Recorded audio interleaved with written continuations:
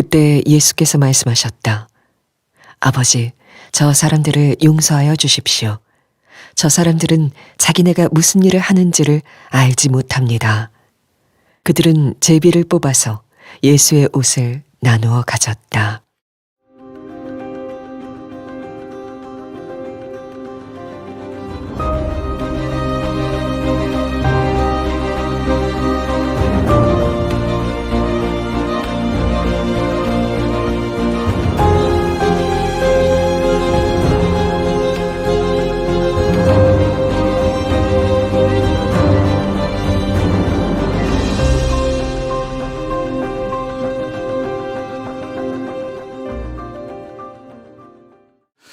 네, 오늘 주시는 말씀은 미운 자를 위해 기도할 양기라는 제목의 말씀으로 우리 가상칠언 첫 번째 말씀을 나누겠습니다. 지난주에 좀 안타까운 뉴스를 보았습니다. 12월 19일쯤에 일어난 사건인데요. 우리나라의 대표적인 항공사의 기장과 부기장께서 운행을 한 이후에 한 호주의 호텔에 머물고 있다가 당시에 이제 탄핵 사건 때문에 정치적 이견이 있어서 또 논쟁을 하셨답니다. 그러다가 그것이 주먹 다짐으로 이어졌고 폭행으로 이어져서 양쪽 다 부상을 당하신 거예요. 기장님은 이 병원에 호송이 돼야 될 정도로 심각한 부상을 당하시고 그래서 경찰이 와야 할 정도로 그런 사건이 호주에서 있었다고 합니다. 기장과 부기장이시면 한 비행기의 승객의 전체 책임을 맡는 분이고 가장 중요한 분들이죠. 만약 그 일이 공중에서 운행 중에 일어났더라면 어떻게 됐을까 하는 생각도 들고, 어떻게 보면 한 번과 같이 일해야 될 동역자인데 그 정치적 이견 때문에 그렇게 갈라져서 싸웠다는 것이 너무나 마음 아프기도 하고, 이것이 어떻게 보면 지금 한국 사회의 한 단편이겠다라는 생각도 들게 됩니다.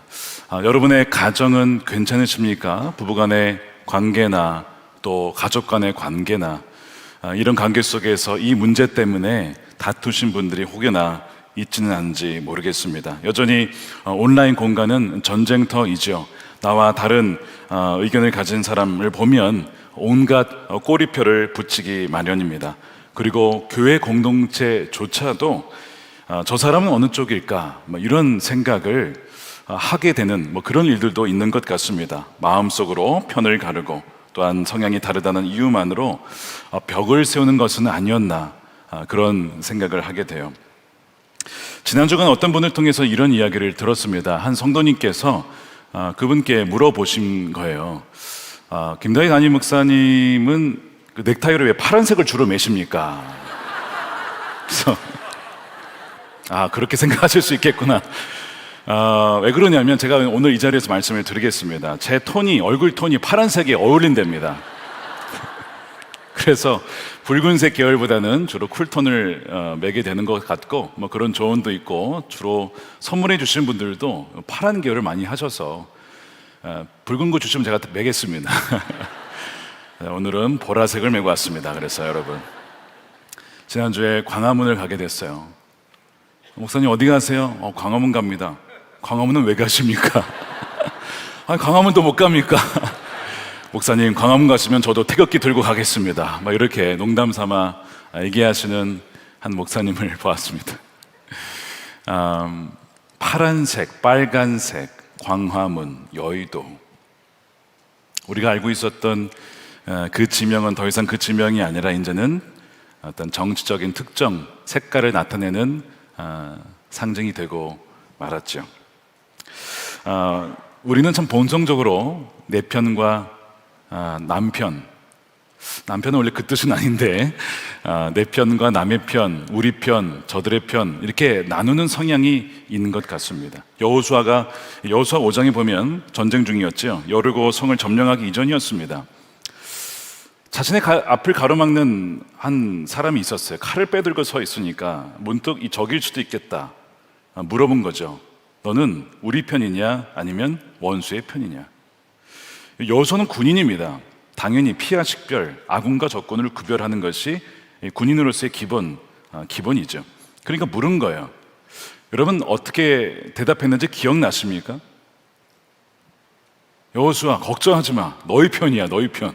아유, 긴장 풀어도 돼. 라고 하지 않고 둘 중에 하나잖아요. 우리 편이냐 저게 편이냐. 아니다라고 얘기했어요. 이 아니다가 no가 아니고 neither 혹은 neither. 무슨 얘기냐면 너희 편도 아니고 원수의 편도 아니다. 나는 주님의 군사령관으로 여기 왔다. 이게 근데 답변이 더 이상해요. 주님의 군사령관이면 누구 편이에요? 여호수아 편이죠. 아멘이 안 되십니까? 여호수아 편이죠. 그렇잖아요. 지금 이 여리고 전투를 앞두고 있으니. 근데 왜 군사령관이 왜 이렇게 얘기를 했을까요? 주님을 대표해서 오신 이 군사령관이었기 때문에 무슨 의미냐면 너의 편이냐 적의 편이냐라는 차원을 넘어서는 존재인데 왜 어느 한쪽에 가두려고 하느냐. 너의 편이냐 원수의 편이냐라고 하는 그 기준이 뭐냐. 너의 기준이냐 하나님의 기준이냐. 중요한 것은 너가 하나님 앞에 엎드려 경외하고 그분을 두려워할 줄 아는 것이 중요한 것이다. 너의 신을 벗어라. 여호수아가 신을 벗고 그 앞에 경배합니다. 여러분 이 장면 잘 기억해 두십시오. 우리는 너무나 쉽게 너희 편, 우리 편, 그들과 우리를 가르는 경향이 우리 안에 있습니다. 근데 주님은 사실 온 우주 만물의 창조주시고 통치자시고 기독교와 이슬람으로 우리가 이렇게 갈라져 있지만 그 이슬람조차도 돌아와야 될 하나님의 백성이라는 것을 우리는 잊어서는 안 된다는 것입니다. 아직 번역은 안 됐는데 흥미로운 책을 하나 소개하겠습니다. 번역하면 이런 뜻입니다. 우리의 교회, 그들의 교회. The Church of Us versus Them. 우리의 교회, 그들의 교회. 그러면서 부제가 정만들이에 집착하는 신앙으로부터의 자유. 번역이 됐으면 좋겠는데 아직 번역은 내지 않았어요. 데이비드 피치라고 하는 신학교 교수님이시고 시카고의 한 교회 담임 목사이십니다. 이분이 이 책에서 주장하는 것은 이런 거예요. 기독교 역사를 가만 보게 되니까 기독교 전통 안에 역사 속에 적을 만드는 경향이 있다는 겁니다. 물론 진리 전쟁을 위해서, 예를 들면 종교 개혁을 위해서 카톨릭에서 나올 때에 찬양하면서 말씀으로 그렇게 이제 싸웠던 적이 있잖아요. 감리교도 성공해서 나올 때에 비록 나오려고 한 것은 아니었지만 그러나 하다 보니까 성공해서 나오게 됐죠. 뭐 그런 역사들을 보면서 이 아군과 적군을 구분하고 심지어 더 나아가서 적대감을 조성해서 어떤 그룹을 번성시키려고 하는 습성이 있다는 것을 교회 역사 속에서 발견하고 그걸 지적을 합니다. 그러다 보니까 이런 폐해가 있는 거죠. 안 믿는 사람들이 바깥에서 교회를 볼 때에 기대하는 것은 이런 거죠. 사랑과 용서와 화해와 평화를 기대하는데 종종 너무나 자주 갈등, 분노, 분열, 증오를 더 자주 보게 되는 것 같다라는 너무 뼈아픈 지적을 하고 있습니다. 그러면서 이런 글을 남기셨어요.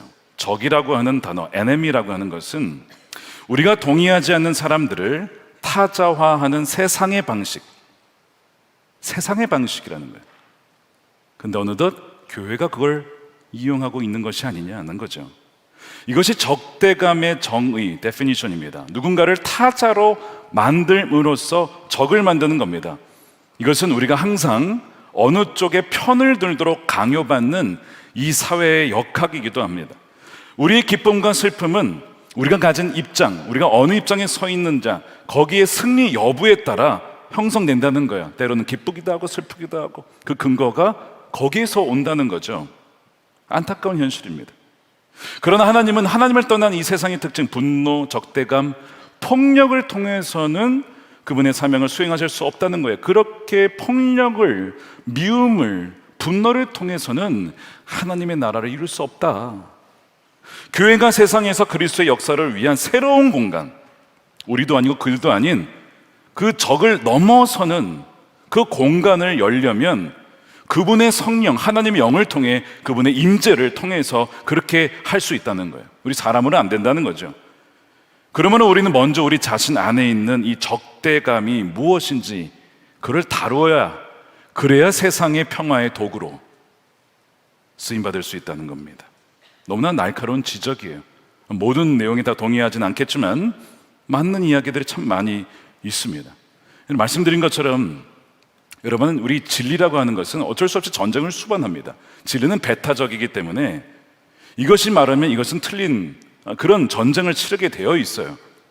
하나님께서 남자와 여자로 지으신 것이지 그 애매한 중간이 없다라고 하는 그것부터 예수님이 오히려 유일한 길이요 진리요 생명이라고 하는 것을 우리가 말할 때는 다른 길은 없다는 거잖아요. 이런 배타성을 갖고 있기 때문에 진리 전쟁을 우리가 치러야 돼요. 그런데 이 영적 전쟁, 진리 전쟁은 혈과 육에 대한 것이 아니기 때문에 그러는 가운데 사람을 미워하게 된다거나 사람을 증오하게 된다면 그것이야말로 마귀가 원하는 겁니다. 마귀는 그렇게 미워하게 만들고 분열시키기로 만들어서 우리를 힘들게 만들고 결국 멸망시키도록 하는 것이 마귀의 괴계인 것이죠. 예수님을 죽이려고 했던, 그리고 죽이려고 외쳤던 군중들이 사로잡혀 있던 것이 바로 이 적대감이었습니다. 분명히 호산나 다윗의 자손이여 어서 오소서 그렇게 찬양했던 이들이 며칠 만에 바뀌어서 이제는 예수님을 죽이라고 하는 분노에 우리가 속았다, 저놈은 죽여야 돼, 어떻게 그럴 수 있는가, 이것이 사람의 군중 심리라고 하는 거죠. 왜 이런 일이 벌어질까요? 왜 우리는 용납하지 못하고 이견 차이를 서로 대화로 풀지 못하는 것일까요? 가장 큰 이유 중에 하나는 우리 안에 있는 뿌리 깊은 의입니다. 반대로 얘기하면 우리 안에 겸손이 없이 교만함으로 나는 옳고 저 사람은 틀렸다라고 하는 그 지나친 확신이 바로 이런 문제를 가져와요. 그래서 나는 논리적이고 나는 옳은데 저 사람은 비논리적이고 저 사람은 틀렸으니 대화할 필요도 없다라고 모든 이 대화를 차단해 버리는 경향이 우리 안에 있다는 거죠. 근데 참 안타깝게 마태복음 7장에 보면 예수님께서 우리의 성향을 잘 얘기해 주셨어요. 우리는 남의 눈 안에 있는 티는 잘 보지만 정작 우리 안에 있는 커다란 들보는 보지 못하고 남의 티만 찾아내면서 정죄하는 성향이 우리 인간의 본성이 있다는 거예요. 그러다 보니 용서해라 라고 하면 이거는 용서는 이거 타협 아닙니까? 이거는 악과 타협하려는 비겁한 요구 아닙니까? 이거는 용서는 너무 나약합니다. 너무나 이상적인 거고 이거는 너무 낭만적입니다. 현실에서 맞지 않는 거예요. 이렇게 생각하는 경향도 있어요. 그러다 보니 이런 차이를 하나 되게 하는 일이 너무나 어려운 것이죠. 자, 이런 우리 현실 속에서 살아가는 가운데 오늘 우리 가상처럼 첫 번째 말씀을 듣게 되는데, 이 말씀을 듣고 있다 보면 우리의 귀를 의심할 정도로 도무지 이 말씀이 도대체 말이 되느냐 이렇게 의심이 될 정도로 주님께서 그렇게 말씀을 하세요. 자, 가상처럼 첫 번째 외침이 34절에 나오죠. 아버지, 저 사람들을 용서하여 주십시오. 저 사람들은 자기네가 무슨 일을 하는지 알지 못합니다. 이 십자가 처형에 있던 바로 그 순간에 어떤 일이 있었습니까? 예수님을 죽이라고 조롱하며 침뱉으며 너가 그리스도라며 그러면 스스로 구원해봐, 잘해서 내려와봐, 그럼 내가 인정해 줄게, 못하지 라고 놀리는 사람들, 실제로 예수님의 손과 발을 십자가에 못 박는 사람들, 망치 소리가 울려 퍼지며 그 다음에 빨리 죽여야 된다, 잘 죽었다 외치는 수많은 사람들이, 그런 소리가 외치는, 울려 퍼지는 그 상황 속에서 예수님의 음성은 놀랍게도 그들을 향한 저주가 아니라 아버지, 저들을 용서해 주십시오 라는 그 말씀이 첫 번째 말씀이었어요. 이 십자가 이 상황은 인간이 보여줄 수 있는 온갖 종류의 죄악이 다 나타나는 것입니다. 배신, 탐욕, 비겁함, 폭력, 증오, 미움, 무지, 이 모든 것이 총체적으로 드러난 현장이 십자가예요. 바로 그 악의 총체성과 동시에 예수님은 오히려 그 총체성을 향하여 응징이나 원한이 아니라 용서의 빛을 비추십니다. 아버지, 저 사람들을 용서해 주십시오. 여러분, 이 저 사람들은 단지 2000년 전에 살았던 그 유대 사람들, 로마 사람들, 대제사장을 가리키는 것이 아닙니다. 바로 저 사람들은 바로 우리를 의미하기도 합니다. 우리도 탐욕스럽고, 우리도 거짓말하고, 우리도 미워하고, 우리도 편을 가르고, 우리도 자기 확신에 차서 이것이 옳은 일이야 라고 외치는 자기의 의에 가득 찬 위선적인 모습이 있기 때문에 그렇습니다. 그러니까 그들이나 우리나 별로 차이가 없다는 거죠. 성경은 모든 사람에게 이렇게 선포합니다. 의인은 없고 하나도 없다. 아니, 단 하나는 있지 않을까요? 80억 인구에, 90억 인구에 단 한 명이 있지 않을까요? 여러분, 단 한 명도 없다는 거예요. 모든 인간은 근본적으로 하나님의 영광에서 벗어난 타락한 존재라는 거죠. 로마서 3장 10절에 성경에 이렇게 기록되어 있습니다. 의인은 없다, 한 사람도 없다라고 하며 그 이유 중에 여러 가지를 얘기하는데, 그 다음에 14절에 보시면 입에는 저주와 독설이 가득 찼다. 여러분, 지난 한 3, 4개를 돌아보세요. 우리 한국이 참 어려운 시기를, 지금도 물론 어렵지만 시기를 지나게 가면서 내 입술에서 무엇이 나왔는지 한번 점검해 봅시다. 이웃을 위해 사랑하고 용서하고 감사해야 하고 그들을 위해 기도하는 그런 입술이었습니까? 아니면 누군가를 정죄하고 판단하고 미워하고 용서하지 못하는 이런 저주와 독설에 가득 찬 입술이었나요? 그러니까 이 14절의 말씀은 정확하게 지금 우리의 상황을 보여준 것이 아닌가 싶어요.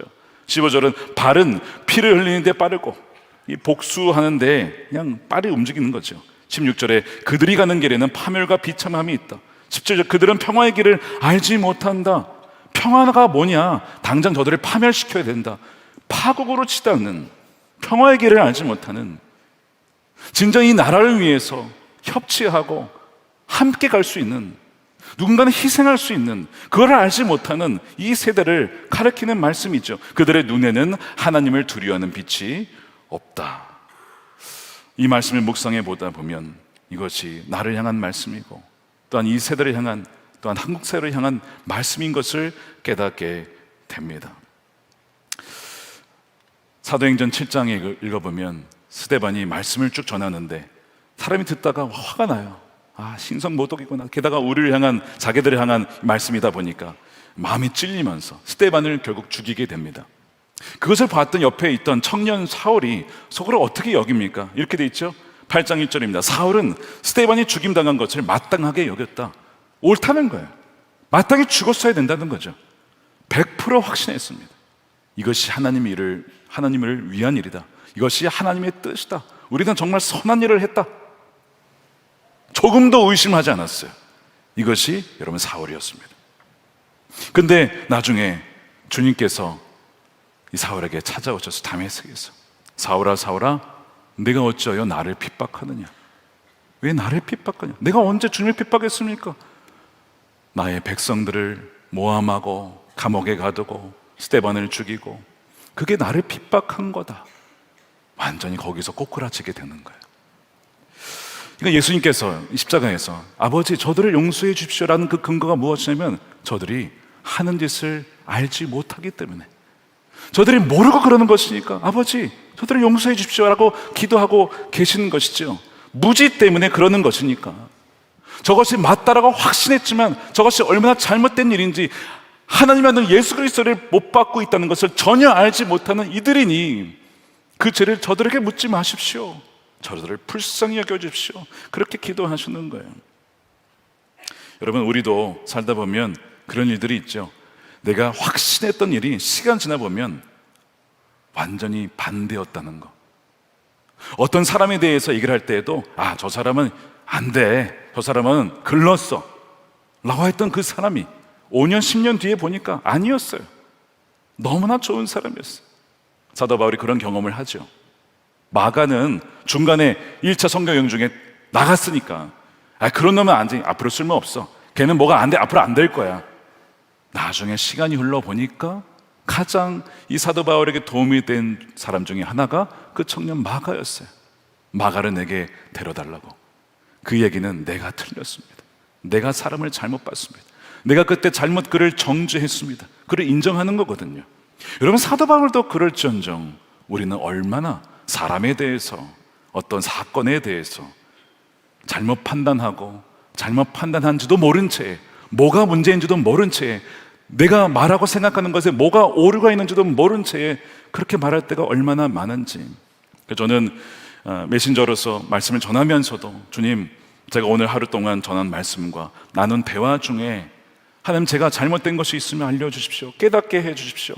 일기를 쓰면서 말씀을 묵상하면서 또한 주위에 사랑하는 이들을 통해서 듣곤 합니다. 그때 내가 그런 말을 했어, 내가 그렇게 얘기했다고 깜짝깜짝 놀랄 때가 있어요.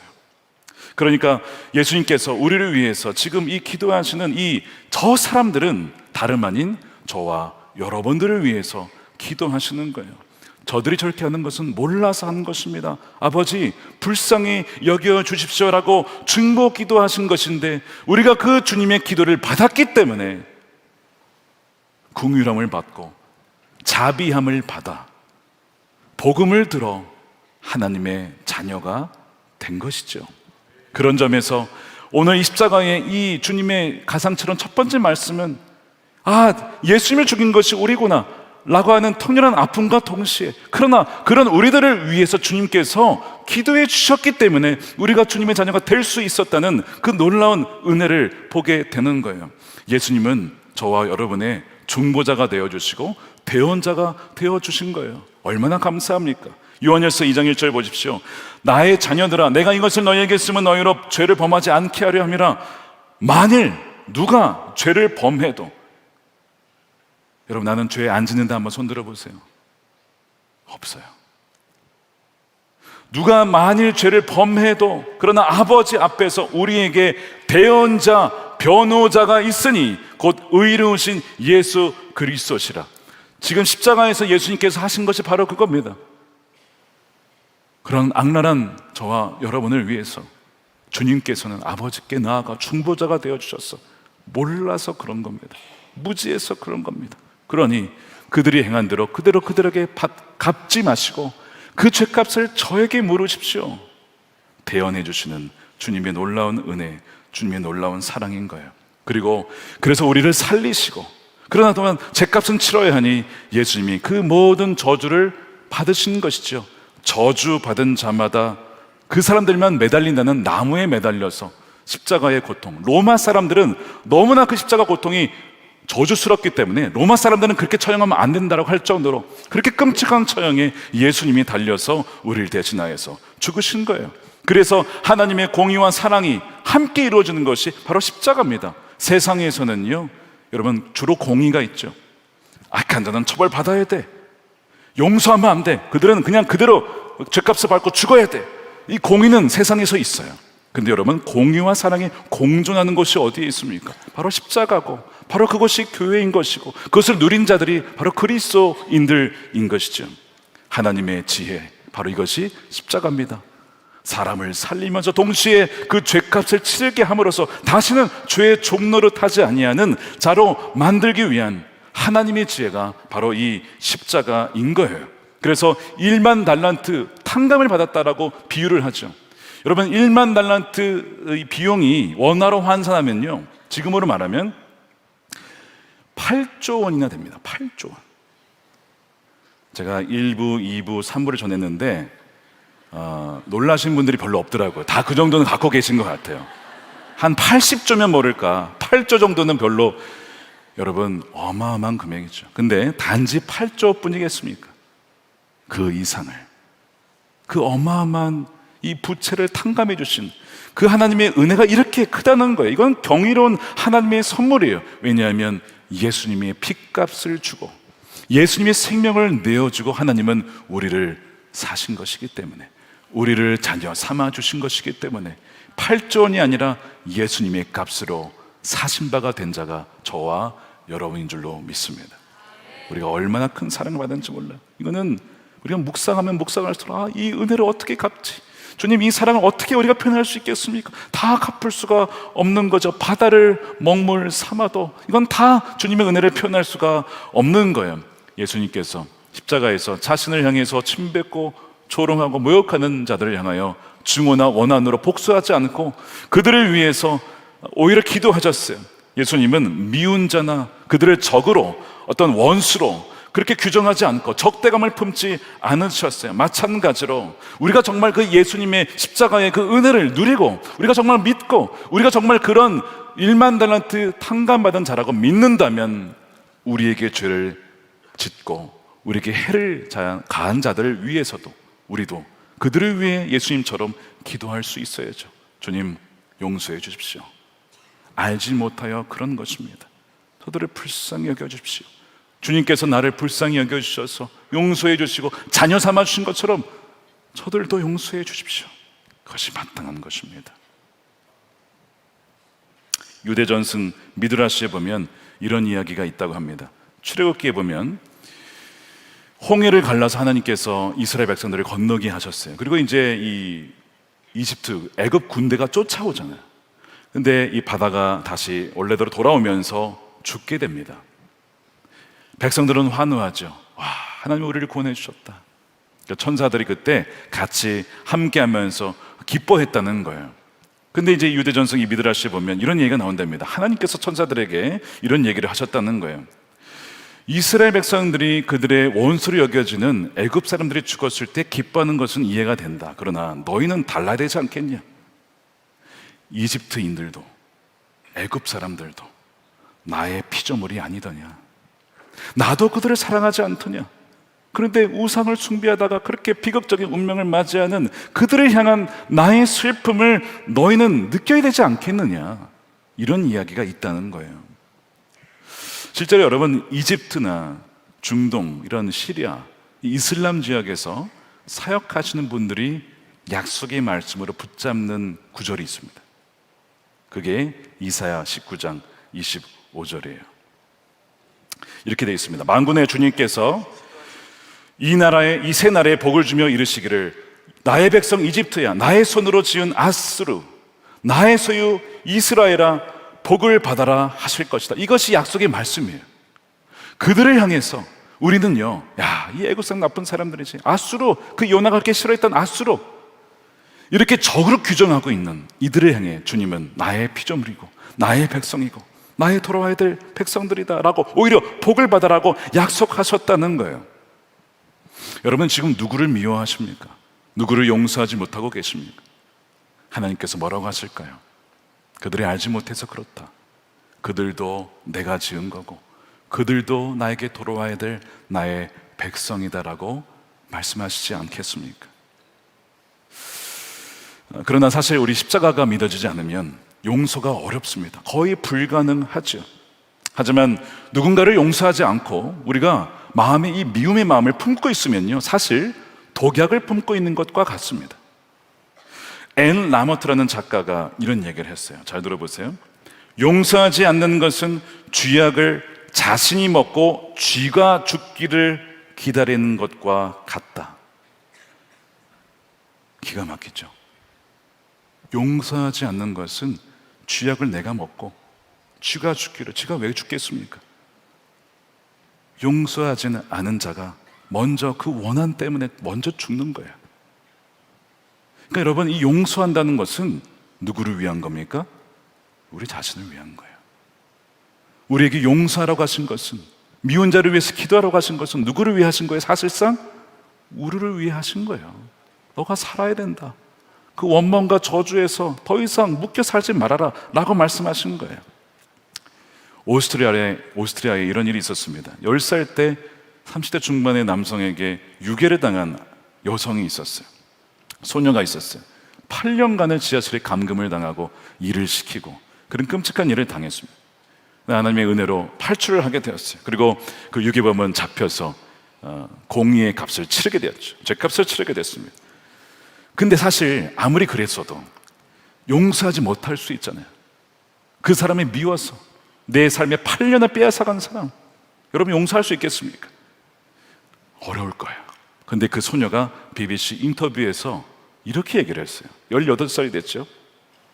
저는 그 사람을 용서할 수밖에 없었습니다. 그래야만 내가 그 사건과, 끔찍한 사건과 결별할 수 있기 때문입니다. 그때 용서하지 못했다면 좌절감과 분노가 계속 내 영혼을 갉아먹으며 제 안에 기생했을 겁니다.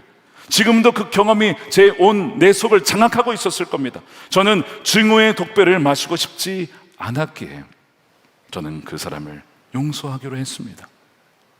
18살, 어떻게 보면 청소년, 소녀의 고백이라고 믿겨지지 않을 고백이죠. 그렇게 함으로써 그녀는 완전한 자유를 누리게 된 거예요. 남아공의 데스먼드 투투라는 대주교가 용서를 이렇게 정의합니다. 용서란 복수할 권리를 내려놓고 자신을 가해자에게 묶어두는 울분의 사슬, 그걸 끊을 수 있는 능력이 바로 용서다. 반대로 용서하지 않으면 그 가해자와 나를 계속 끈으로 묶어서 울분의 사슬 속에 살아가게 되는 거죠. 그럼 누가 그렇게 살아가고 싶겠습니까? 그러니 십자가의 은혜로 내가 이미 용서를 받았으니 나도 그를 용서함으로 더 이상 이렇게 매어 사는 것이 아니라 진정 그 사슬을 끊어버리고 진정한 자유를 누리도록 하라고 주님께서 우리에게 용서의 은혜를 베풀어 주신 것입니다. 여러분, 그렇게 용서할 때에 내 자신도 자유하게 되지만, 그러나 용서를 받은 그 상대방도 주님을 알게 되어주는 은혜를 누릴 수 있다는 거 여러분 기억하셔야 됩니다. 한 가지 예를 들어드릴게요. 마치겠습니다. 리처드 범브란트 목사님, 루마니아의 공산권에 있을 때 목회자로 살아가셨던 분이에요. 원래는 이제 유대인 가정에서 태어나서 무신론자로 살았습니다. 하나님이 안 계신다고 했던 분이에요.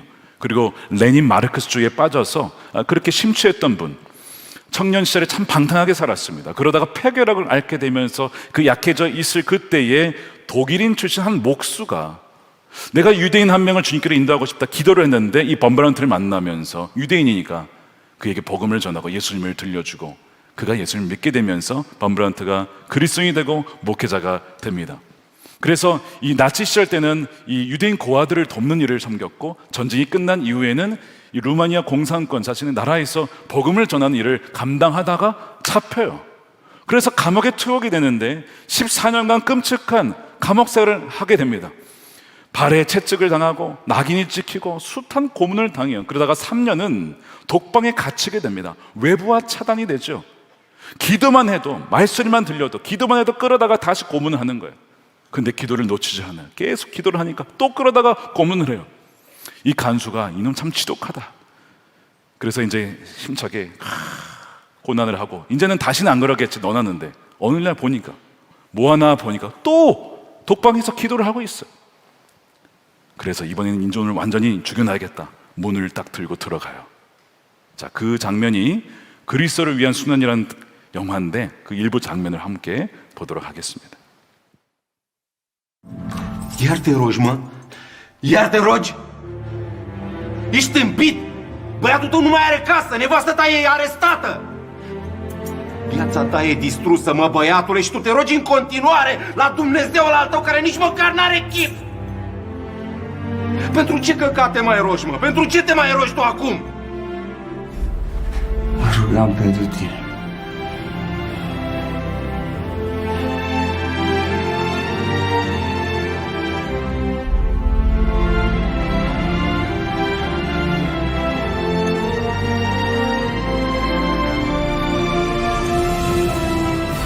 I hated the sin, but never the sinner. And some we even won to Christ. 저 간수의 분노와 증오와 적개심이 느껴지십니까? 세상이 이렇게 우리에게 다가왔을 때 우리 그리스도인들은 어떻게 해야 될까요? 우리도 똑같이 갚아줘야 될까요? 똑같이 하나님께 저주하며 저를 죽여달라고 그렇게 해야 될까요? 주님은 아버지여, 저들을 용서해 주십시오. 저들이 몰라서 하는 것입니다. 자기네들이 무슨 짓을 하는지 모르기 때문에 그런 것입니다. 그렇게 기도했죠. 스데반도 그렇게 기도했고, 그리하여 하나님은 그 기도에 들으셔서 사도 바울을 회심시켜 주셨고, 예수님이 그 기도에 응답하여 주셔서 사도행전 2장에 3,000명, 예수님 못 박아 죽인 그 3,000명이 형제여, 우리가 어찌 해야 될까? 우리가 하나님의 아들을 죽였구나. 너희가 회개하고 용서를 받으라. 하루에 3,000명이 회심하여 주님께로 돌아옵니다. 어떻게 그런 일이 있었을까요? 악에 악으로 갚는 것이 아니라 악한 이들을 향하여서 오히려 그들을 위해 기도하고 용서하였을 때에 주님께서는 그를 통해 구원의 역사를 이루셨던 것입니다. 루마니아가 42년 정도의 공산권에 있었습니다. 그리고 나중에 무너지고 민주주의 국가가 되는데, 이 공산주의를 이긴 것은 악의 악을 갚는 것이 아니라 오히려 그리스도의 사랑을 보여줌으로 공산주의가 무너지게 된 것입니다. 분열의 시대에 우리 교회와 그리스도인들의 역할이 바로 이것입니다. 우리가 가야 할 길이 바로 이것입니다. 세상이 알 수 없는 길, 그러나 주님 가신 길, 십자가의 길. 우리가 져야 될 십자가가 있죠. 주님께서 누구든지 자기의 십자가를 지고 나를 쫓아야 되는데 그 십자가가 무엇입니까? 바로 용서의 십자가. 미운 자를 위해서도 기도할 수 있는 그런 용서의 십자가를 지고 주님을 따를 때에 우리 대한민국의 너무나 지금 어려운 이 분열의 상황 속에 십자가의 그리스도인들을 통하여 대한민국이 하나 되어지고 더 나아가 남과 북이 하나가 되어지는 그 놀라운 연합과 통일의 역사가 일어나게 될 줄로 믿습니다.